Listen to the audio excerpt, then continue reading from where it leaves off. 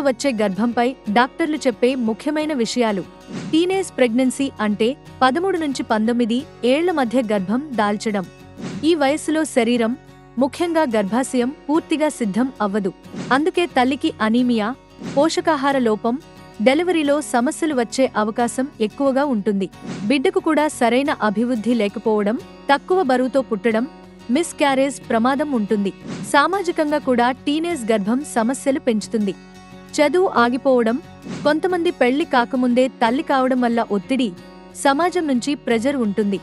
వీటి నివారణకు బాల్య వివాహాలను పూర్తిగా ఆపాలి.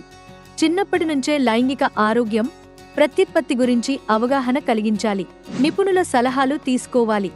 కనీసం 20 ఏళ్లు దాటిన తర్వాతే గర్భం దాల్చితే తల్లి, బిడ్డ ఇద్దరికీ సురక్షితం. సమాజం, తల్లిదండ్రులు, ఉపాధ్యాయులు కలిసి ఈ టీనేజ్ ప్రెగ్నెన్సీ లాంటి సమస్యను నిర్మూలించాలి.